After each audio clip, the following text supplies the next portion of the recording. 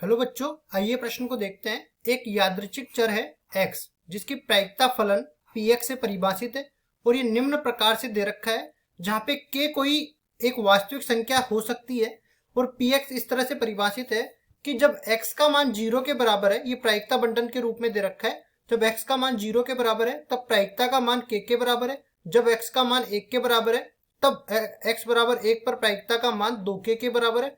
x बराबर 2 पर प्रायिकता का मान 3k के बराबर है। और अन्यथा इन सब के अलावा जो भी हो, 3 4 5 आगे कहीं तक भी ये जा रहा हो ना, तो उसके लिए प्रायिकता का मान 0 है। तब हमें ज्ञात करना है कि x का मान जब 2 से छोटा हो तब प्रायिकता का मान किसके बराबर होगा। x का मान 2 या 2 से छोटा हो तब प्रायिकता का मान किसके बराबर होगा। x का मान जब 2 या 2 से बड़ा हो तब प्रायिकता का मान किसके बराबर होगा, ये ज्ञात करना है।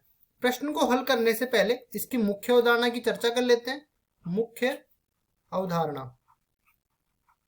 तो देखो मुख्य अवधारणा में हम लोग प्रायिकता के लिए एक सूत्र पढ़ते हैं कि जितने भी अपने पास कोई घटना है, जितनी भी बार घटित हुई है, हर एक घटना के घटित होने की एक संगत प्रायिकता होती है।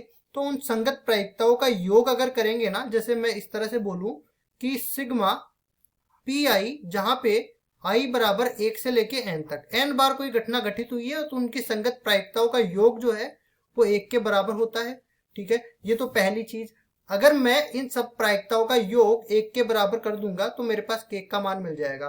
दूसरी चीज, अगर मैं बोलूं कि अगर मेरे को ज्ञात करना है जैसे p x छोटा है n से, इस तरह से मैं बोलूं तो ये बराबर होता है p, यहाँ पे सबसे पहले आ जाएगा एक्स आई बोल दूं मैं इस तरह को, एक्स आई छोटा है एन से, तो सबसे पहले x1 आ जाएगा, फिर प्लस पी x2 आ जाएगा, प्लस पी x3 आ जाएगा और इस तरह से चलता रहेगा।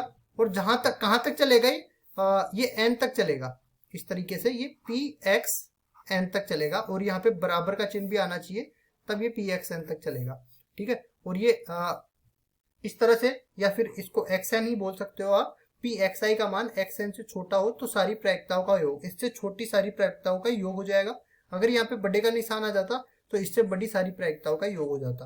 अब चलते हैं हम सवाल में। तो सवाल में सबसे पहले तो मैंने बताया कि सारी प्रायिकताओं का योग जो है वो 1 के बराबर होता है। तो यहाँ पे लिखेंगे हम लोग, अगर p x बराबर 0 इसका योग करूं प्लस p x बराबर 2 का योग करूं प्लस पी एक्स बराबर 1 का मैंने योग नहीं किया, यहाँ पे x बराबर 1 का योग करूं और पी एक्स बराबर, यहाँ पे कोई भी प्रायिकता आ सकती है, x का मान कुछ भी हो सकता है अन्यथा में, और इसका भी मैं योग कर दूं तो इन सब प्रायिकताओं का योग 1 के बराबर होता है। ठीक है, तो अब देखो प्रश्नानुसार हम लोग लिखेंगे सारी की सारी प्रायिकता क्या क्या दे रखी है। संगत प्रायिकता k, और इसके संगत दे रखी है 3k, इसके संगत दे रखी है 2k और इसके संगत दे रखी है 0। इन सब का योग 1 के बराबर हो जाएगा। अब इन सब का योग करूंगा तो देखो 3 2 5 और 1 6, 6 के बराबर में 1, तो k का मान यहां से मिल जाएगा 1/6 के बराबर। ये अभी अब हमारा सवाल खत्म नहीं हुआ है, अभी तो हमें ये संगत प्रायिकताएं ज्ञात करनी है। तो पहले हमें ज्ञात करना है p x छोटा है 2 से। तो इसमें देखो क्या हो जाएगा, 2 से छोटी सारी की सारी x के मान लेने हैं। तो 2 से छोटा एक तो x बराबर 0 है और एक 2 से छोटा x बराबर 1 है। तो इन प्रायिकताओं का योग करेंगे तो ये तो k के बराबर है, ये 2k के बराबर है, टोटल मिला के अपने पास 3k के बराबर आ जाएगा। किसका मान, p x छोटा है 2 का। तो p x छोटा है 2 से, k का मान हमने निकाल लिया, किसके बराबर है ये 1/6 के बराबर आया है। तो यहाँ पे लिखेंगे 3 गुणा में 1/6, ये आ जाएगा 1/2 के बराबर। ये आ गया हमारे पास। पहली जो प्रायिकता पूछ रखा था उसका मान आ गया 1/2 के बराबर। अब दूसरी वाली में चलते हैं। तो दूसरा वाला हमें क्या बोल रखा है, p x बराबर 2 या उससे छोटा है।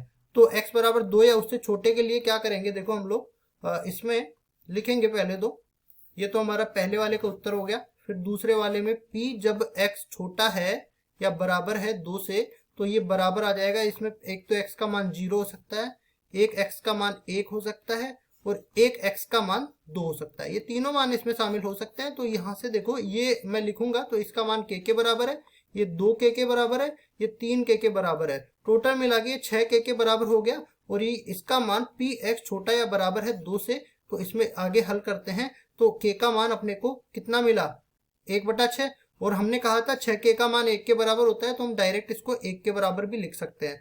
ये आ गया दूसरे वाले का उत्तर कि जब अपने पास k का मान, जब हमारे पास x का मान छोटा हो या बराबर हो 2 से, तो ये बराबर हो जाता है 1 के बराबर, इस प्रायिकता का मान। अब चलते हैं तीसरे वाले में। तो तीसरे वाले में जब x का मान बड़ा या बराबर हो 2 के, तब प्रायिकता का मान किसके बराबर होगा? तो इसके लिए देख लेते हैं हम लोग। ये तीसरा वाला है अपने पास p, जब x का मान बड़ा या बराबर हो 2 के, तो इसमें देखो एक तो x बराबर 2 आ जाएगा और 2 से बड़ी सारी की सारी आ जाएगी। मतलब अगर मैं x का मान अन्यथा में कुछ भी ले लूं तो यहाँ पे 2 से बड़े में जाएगा वो। तो ये देखो इसका मान तो 3k के बराबर है और इसका मान अपने को 0 के बराबर दे रखा है। तो ये बराबर आ गया अपने पास 2 या 2 से बड़े यादृच्छिक चर के लिए संगत प्रायिकता का मान। तो ये किसके बराबर आ जाएगा? k का मान 1/6 के बराबर आ रखा है, तो ये आ जाएगा 3 गुणा में 1/6, टोटल मिला के 1/2 के बराबर आ जाएगा।